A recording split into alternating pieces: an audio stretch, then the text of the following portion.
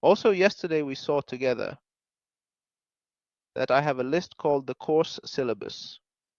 This is the list you see, and it contains the content, virtual classes, tests, assignments, and everything related to the course that the student interacts with. This is how the student can engage with the content, assignments, and tests. The student can access the virtual classes. To add a new item, go to the plus sign. The plus sign means add. Add an item from the list. Items can be in the content area. Add content like a PDF, PowerPoint, audio, video, or image. Also, an assignment or test, add a tool link. To add announcements, click the tool link and choose. What will I add? I'll choose an item from this list. Items can be added to the content area, including files like PDFs, PowerPoints, audio, video, images, assignments, or tests. We can also add a tool link, such as the announcements tool, by clicking the tool link and selecting the type. All these are tools, including Zoom Meeting. We can add content, such as PDFs, PowerPoints, audio, video, or images. We can add tools via a tool link. To add announcements, click the tool link and choose. Click the tool, link, and select. All these are tools. I have announcements and Zoom meeting tools. I have various tools. Select the tool, name it, make it available, and submit. This is how to manage and add content. I click on the tool link and choose from the available tools like announcements and Zoom meeting. I can select a tool, write its name, and then click submit. This is how we manage content and add to it. Each item has properties, indicated by a circle on the left. I can delete, hide, or rename items using these properties. In editing mode, I can add, change, or delete items. To stop editing mode, go to the top left of the page. And how each item you see here has its own properties. Each item has a circle on the left with its properties. If I want to delete the item, hide it, rename it, or change its name, I can do that from the properties you see. And we mentioned I'm in editing mode. I can add, rename, delete, or hide items. I can stop this mode to disable these actions. Go to the top left to find editing mode. Clicking it turns off editing mode, disabling actions. In the list, the circle for deleting, hiding, or renaming is gone. The plus sign for adding is also gone. I need to reactivate editing mode. Right now, the editing mode is actually on, so I can edit, add, delete, and do everything. But if I click on that button, what happens? My editing mode will be turned off and it won't be active anymore. So if I go to this list you see here, you'll find that the circle that used to be here, which allowed me to delete the link, hide it, or rename it, is no longer there. The circle with the plus sign that I used to add an item is also gone. So I need to go back and activate my editing mode again and turn it back on. That was an important point. Also, another important thing is the unavailability of the course. You'll find that the circle that used to be here, which allowed me to delete the link, hide it, or rename it, is no longer there. The circle with the plus sign that I used to add an item is also gone. So I need to go back, activate my editing mode again, and turn it on. That was an important point. Another thing is the unavailability of the course.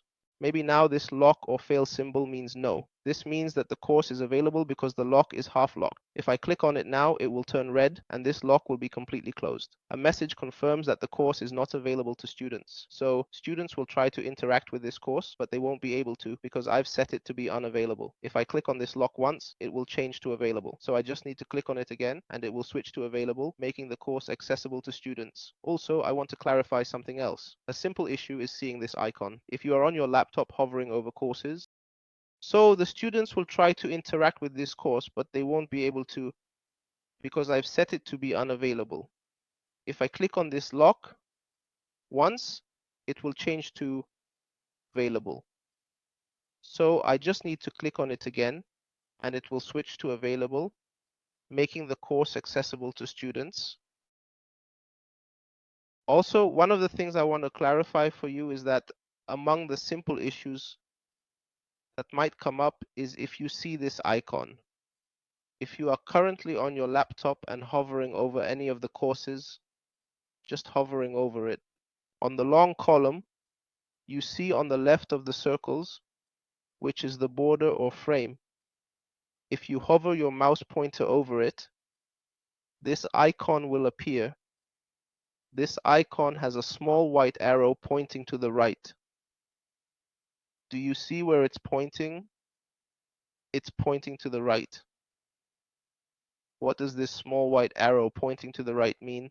Clicking on it collapses the course syllabus list. When collapsed, it looks different. Hovering over the border shows an arrow pointing left, indicating that clicking will open the list. Clicking now will reveal the list. Yesterday, we discussed the importance of specific aspects for students. As a teacher, adding assignments or tests is crucial. You might create a question that seems correct, but the answers might not be as expected. It's not deleted right now, but it has been collapsed. So, you'll notice that if you hover your mouse pointer again over the same border or column, there's also an arrow pointing to the left. This means that if I click here now, the list will open and move to the left to show the list. So if we click now, our list will appear. What list? The list will appear.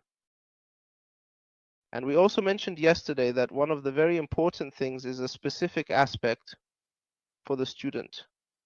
As a teacher, when I come to add an assignment or a test, especially tests, it's very important because you might create a question and it looks correct to you and the answers appear fine, but you might not realize.